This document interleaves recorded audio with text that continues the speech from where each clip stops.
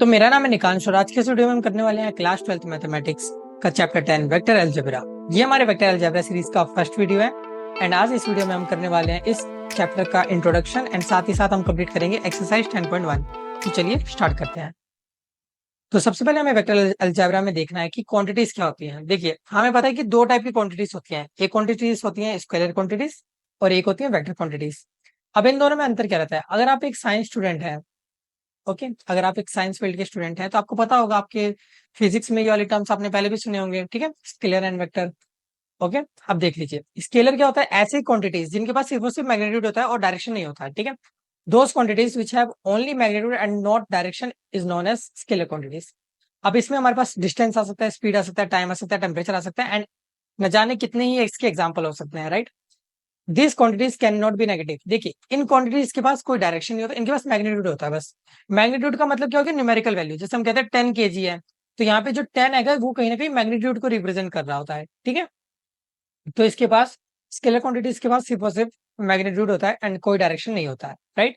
अब साथ ही साथ हम कह सकते हैं कि ये नेगेटिव भी नहीं हो सकते। कभी आपने सुना है कि टाइम को नेगेटिव में कि -3 सेकंड हो गए तुमको ये काम करते हुए? कभी सुना है ऐसे? नहीं ना। तो इसलिए time can not be negative.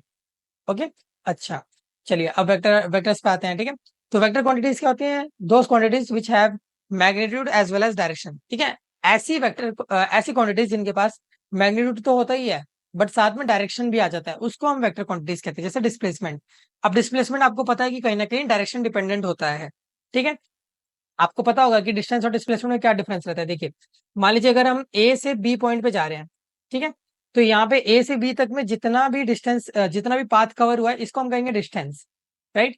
अब मान लीजिए अगर आप ए से बी गए और बी से दोबारा ए पे आ गए, तो यहाँ पे जो हमारा डिस्टेंस होगा वो तो 2 टाइम्स हो जाएगा, ठीक है। अगर ये एक्स डिस्टेंस है तो आप ए से बी गए यानी कि एक्स डिस्टेंस ट्रेवल किया, फिर बे से ए आए, अगेन एक्स।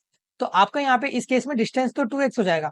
लेकिन आप डिस्प्लेसमेंट की बात करें तो डिस्प्लेसमेंट होता है हमारे पास final position minus initial position. अब यहाँ पे फाइनल और इनिशियल पोजीशन दोनों सेम थी, तो इसलिए डिस्प्लेसमेंट 0 हो गया, ठीक है। कहने का मीनिंग क्या है? अगर आपको समझ आया तो वेल एंड गुड है, नहीं आया तो कोई बात नहीं, उनका ध्यान मत दीजिए। बस आपको इतना याद रखना है कि जो वेक्टर क्वांटिटीज होती है उनके पास कहीं ना कहीं डायरेक्शन होता है, डायरेक्शन डिपेंडेंट होती है। ओके इसके एग्जाम्पल हो सकता है displacement, velocity, force, momentum etcetera. और ये क्वांटिटी साथ में नेगेटिव भी हो सकती है, ठीक है। आपने सुना होगा कि -3 न्यूटन का फोर्स लग रहा है, या फिर आपने सुना होगा कि ऐसे जो मोमेंटम है वो नेगेटिव आ रहा है, ठीक है। ये सब पॉसिबल है। ओके चलिए, एक छोटा सा हमें ब्रीफ आइडिया लग गया होगा इसके बारे में, वेक्टर अलजेब्रा के बारे में। चलिए आगे बढ़ते हैं। Representation of vector. अब वेक्टर को रिप्रेजेंटेशन अगर हम देखें तो आपको पता है कि हमारे थ्री डायमेंशनल दुनिया में हमारे पास 3 एक्सेस होती हैं। एक होती है एक्स एक्सिस, एक होती है वाई एक्सिस, एक होती है जेड एक्सिस। तो इन तीनों को ही वेक्टर की फॉर्म में हम आई आई वेक्टर, मतलब आई वेक्टर होता है, बट यहाँ पे जिसका जो डायरेक्शन पार्ट होता है उसको कैप से रिप्रेजेंट करते हैं। ये आई कैप बोलेंगे इसको, ठीक है। आई कैप से हम एक्स एक्सिस को रिप्रेजेंट करते हैं, जे कैप से हम वाई एक्सिस को रिप्रेजेंट करते हैं और के कैप से हम जेड एक्सिस को रिप्रेजेंट करते हैं, ठीक है। अब देखिए कोई भी वेक्टर होता है उसको हम इस फॉर्मेट से बनाते हैं, ठीक है। हम एक एरो की फॉर्मेट से बनाते हैं, ठीक है। जैसे ये हमारे पास ए वेक्टर हो गया, ठीक है। आप जो भी वेक्टर का नाम है उसका नाम लिखने के बाद उसके पे एक ऐसे एरो सा बना दीजिए, ठीक है। जैसे हम ऐसे बोल सकते हैं कि ये बी वेक्टर है, ठीक है। अब वेक्टर कैसे भी हो सकते हैं, किसी भी डायरेक्शन में हो सकते हैं, ठीक है। इनको एक एरो से रिप्रेजेंट करा जाता है, ठीक है। जिस भी डायरेक्शन में मूव कर रहे होते हैं उसका हम एरो यहाँ पे रिप्रेजेंट करते हैं। मान लीजिए अगर हम ए पॉइंट से लेके बी पॉइंट तक हमें यहाँ पे कोई वेक्टर दिखाना है, अगर हम ए से बी जा रहे हैं तो वेक्टर को हम ऐसे दिखाएंगे, ठीक है, एरो से, इस तरीके से, ठीक है। और इसको हम बोलेंगे कैसे? इसका नाम क्या होगा? ए बी वेक्टर, ठीक है। ए बी के ऊपर आप ऐसे वेक्टर बना के दिखा देंगे, एक एरो बना के, ठीक है। सिमिलर वे में हम अगर बी से हम ए पे जा रहे हैं, बी से ए जा रहे हैं, तो इसका नाम हो जाएगा बी ए वेक्टर। और आपको ये बात ध्यान रखनी है कि बी ए वेक्टर और ए बी वेक्टर ये दोनों सेम नहीं है, ये दोनों इन दोनों में बहुत डिफरेंस है, जमीन आसमान का डिफरेंस है, ठीक है। तो किसी भी वेक्टर की रिप्रेजेंटेशन कुछ डायग्रामेटिकली देखे तो इस तरीके से होती है।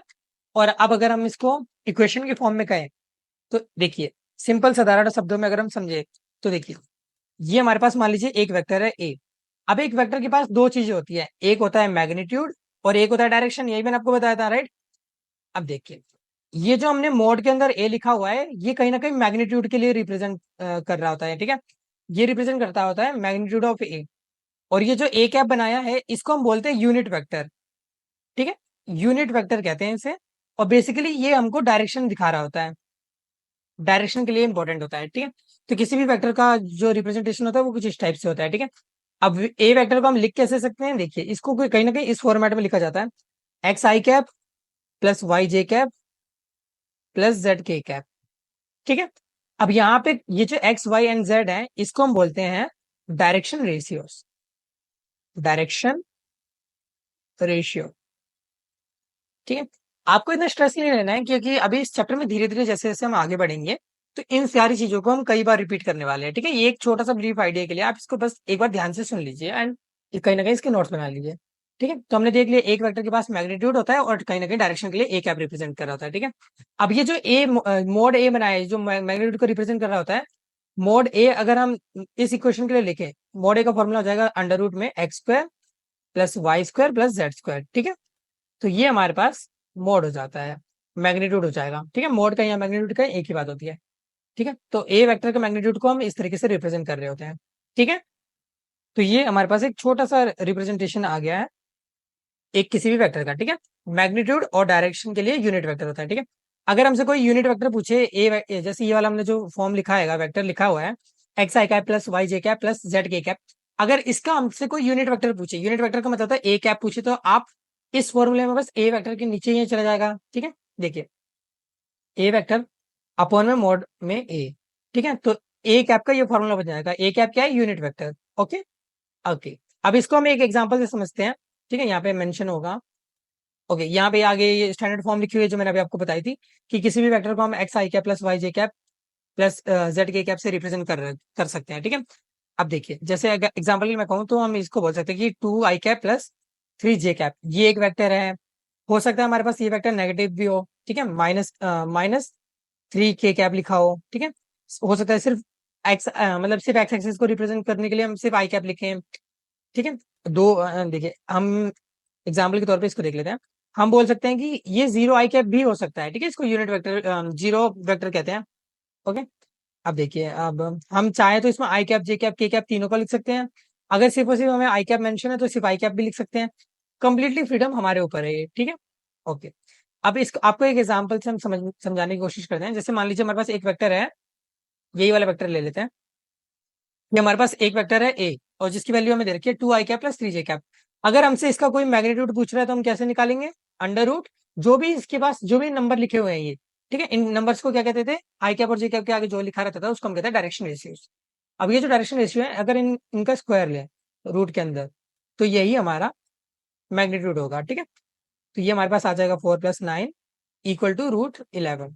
राइट, तो ये हमने मैग्नीट्यूड निकाल लिया है इस वेक्टर का। ठीक है, अगर हमसे कोई कह रहा है कि इसके लिए यूनिट वेक्टर लिखो तो यूनिट वेक्टर लिखने का मतलब क्या होता है, ए वेक्टर अपॉन में मॉड ए। ठीक है, तो अब इसको ही हम ऐसे लिख सकते हैं। देखिए ए वेक्टर का मतलब हो गया जो सेम चीज यहाँ पे लिखी हुई है उसको ऐसे लिख देंगे और डिवाइड में मॉड ए कर देंगे। मॉड ए का मतलब जो भी हमने यहाँ पे वैल्यू निकाली है √11। ठीक है, ओके, अब हमने इसको ऐसे दिखा दिया है लिख के √11। और लास्ट में आपको एक काम ये भी करना होगा कि इनको सेपरेट लिखा के दिखाना पड़ेगा, आई कैप और ये 3/√आई कैप जे कैप। ठीक है, तो यहाँ पे बस इतना ही करना होगा किसी भी वेक्टर के लिए। चलिए आगे बढ़ते हैं। तो यहाँ पे हमारे पास एक क्वेश्चन है, does this show correct representation of vector, also find unit vector across this. देखिए क्या ये वेक्टर सही लिखा है, two i cap plus three j cap, बिल्कुल सही है। आप इसके अक्रॉस अगर मैग्नीट्यूड निकालेंगे तो आपको पता है कि ये अभी हमने देखा था अंडर रूट में टू का स्क्वायर यानी कि 4 और थ्री का स्क्वायर यानी कि 9 आ जाएगा, यानी कि √11 हो जाएगा। ये सेम एग्जांपल वही वाला आ गया जो मैंने पीछे आपको बताया था। ठीक है, एंड अगर इसके अराउंड यूनिट वेक्टर फाइंड करना है तो हम इसको कर सकते हैं again A vector by mod A. और पीछे हमने इसकी वैल्यू देख ली थी, ये जो हमने निकाला था कहीं ना कहीं यही वाली चीज थी। ठीक है, चलिए आगे बढ़ते हैं। अब हमें देखना है टाइप ऑफ वेक्टर्स। तो कई सारे टाइप ऑफ वेक्टर्स हमारे पास हैं और एक एक करके हम उनको पढ़ते चलेंगे। ठीक है, पहला होता है जीरो वेक्टर जिसको हम नल वेक्टर या फिर काफी बार वॉइड वेक्टर भी कह देते हैं। ठीक है, तो ये क्या होते हैं, ऐसे वेक्टर्स जिनका मैग्नीट्यूड इक्वल टू जीरो आए। ठीक है, those vectors force magnitude are equal to zero are known as zero vector. ठीक है, तो इसकी पहचान होती है कि इसका मॉड जीरो होता है। अब देखिए जैसे मैंने आपको बताया था कि कहीं ना कहीं मैंने पॉइंट टू पॉइंट रिप्रेजेंटेशन बताई थी कि अगर हम ए से बी जा रहे हैं तो इस मूवमेंट को रिप्रेजेंट करने के लिए जो वेक्टर बनेगा वो कहीं ना कहीं ए बी वेक्टर होगा।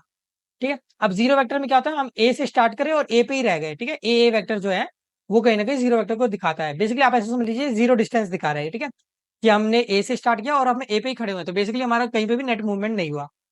Okay, second unit vector. Unit vector अब नाम से पता चल रहा होगा कि those vector for magnitude is equal to 1। ठीक है, अब आप ध्यान से देखिए तो अभी हमने जो यूनिट वेक्टर निकाला था ये ये हमारे पास कहने का यूनिट वेक्टर ये आता है ए कैप इक्वल।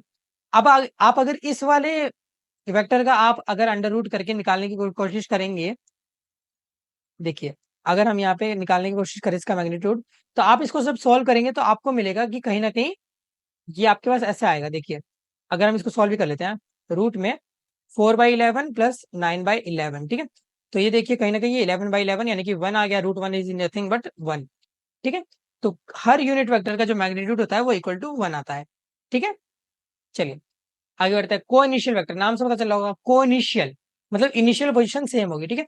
ऐसे वेक्टर्स जिनका इनिशियल पॉइंट सेम रहता है, those vectors whose initial point are same are called coinitial vector to each other. जैसे हम यहाँ पे देख सकते हैं कि ए से लेके बी तक एक वेक्टर हमने ड्रॉ कर रखा है, इस वेक्टर का नाम हमने ए बी रखा है, और ए से सी तक हमने एक और वेक्टर ड्रॉ करा है, इसका नाम ए सी है। तो आपको दिख रहा होगा कि ए सी और ए बी एक दूसरे के लिए क्या है, को इनिशियल वेक्टर है। क्यों? क्योंकि दोनों का इनिशियल पॉइंट ए है, दोनों का इनिशियल पॉइंट सेम है, ठीक है। चलिए आगे बढ़ते हैं।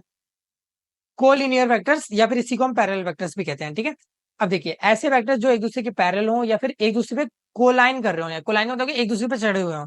जैसे आपको दिख रहा होगा कि यहाँ पे रेड वाला जो है वो लेफ्ट से राइट जा रहा है, जिसको मैंने सी वेक्टर से रिप्रेजेंट करा है, और एक डी वेक्टर है जो राइट से लेफ्ट आ रहा है, ठीक है। तो दोनों एक दूसरे के ऊपर चढ़े हुए हैं, तो ये कहीं ना कहीं कोलिनियर है, ओके।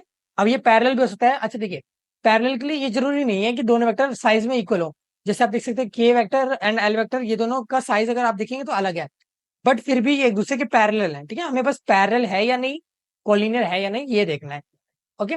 अब देखिए जो भी कोलिनियर जो भी पैरेलल वेक्टर्स होते हैं, ठीक है, जो भी कोलिनियर या फिर पैरेलल वेक्टर्स होते हैं वो इस चीज को फॉलो करते हैं, A vector equal to lambda B.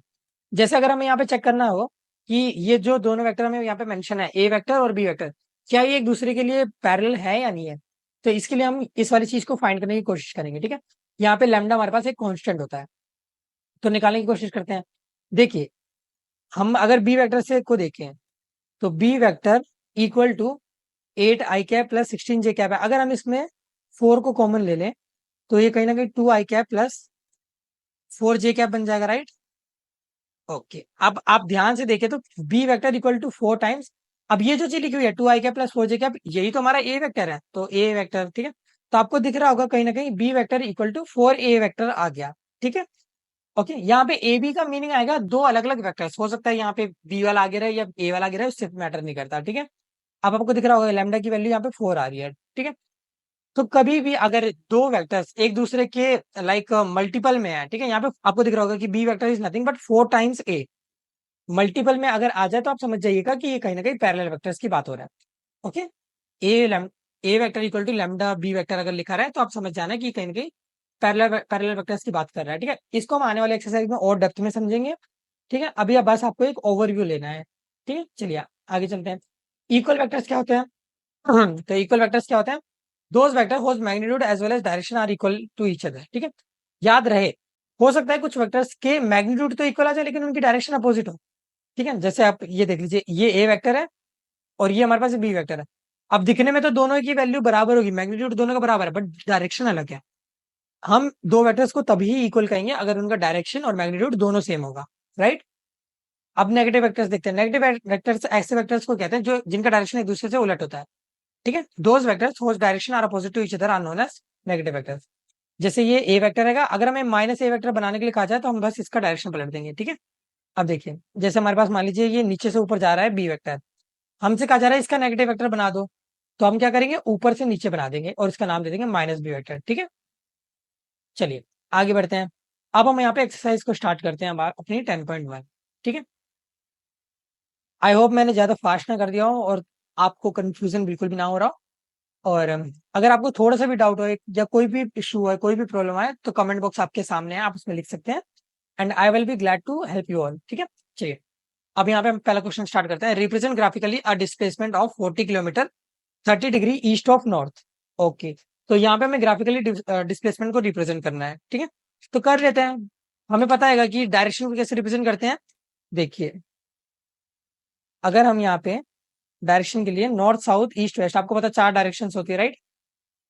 ऊपर हमारे पास नॉर्थ होता है, नीचे साउथ होता है, लेफ्ट में हमारे पास यहाँ पे वेस्ट होता है और यहाँ पे ईस्ट होता है, राइट। ये वेस्ट ये ईस्ट, ओके। तो ये हमने नॉर्थ डायरेक्शन अपने रिप्रेजेंट कर लिया।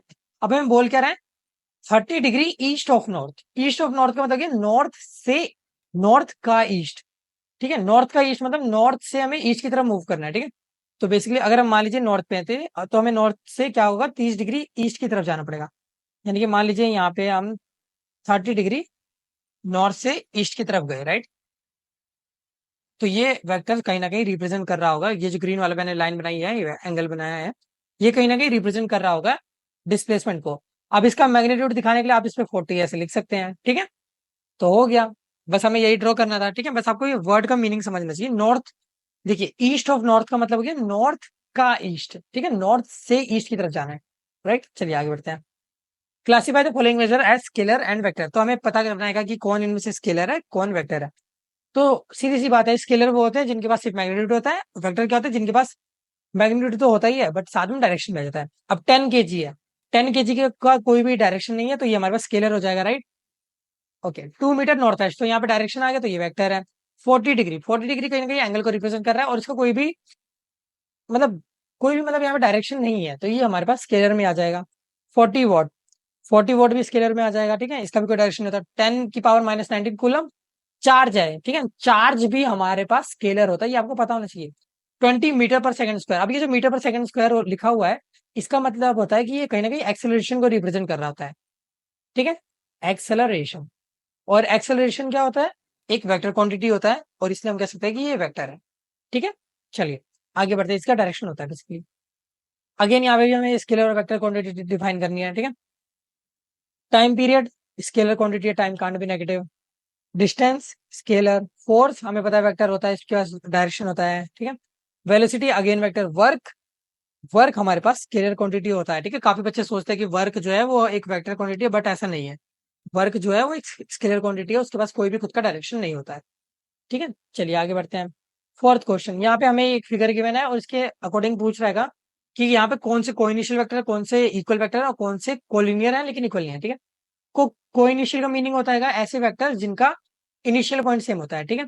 तो देखिए अगर हम इन चारों का नाम कर दे, इन चारों पॉइंट्स का नाम कर दे A B C D, ठीक है। तो आपको दिख रहा होगा कि ए से बी और ए से डी, ए पे आपको दिख रहा होगा कि कहीं ना कहीं ए वेक्टर और डी वेक्टर जो है वो को इनिशियल है, ठीक है। यानी कि इनका स्टार्टिंग पॉइंट सेम है, ठीक है।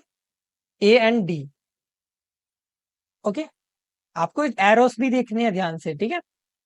चलिए, अब इक्वल वेक्टर, इक्वल वेक्टर हमें कैसे पता चलेगा। देखिए इक्वल वेक्टर मैंने आपको बताया था कि मैग्नीट्यूड भी इक्वल होना चाहिए और साथ में डायरेक्शन भी सेम होना चाहिए। अब आपको दिख रहा होगा कि ये जो डी वेक्टर और बी वेक्टर दोनों ऊपर से नीचे आ रहे हैं, राइट। एंड दोनों का आप डिस्टेंस देखेंगे, मतलब ये इसकी हाइट देखेंगे तो बराबर है, यानी कि मैग्नीट्यूड भी सेम होगा।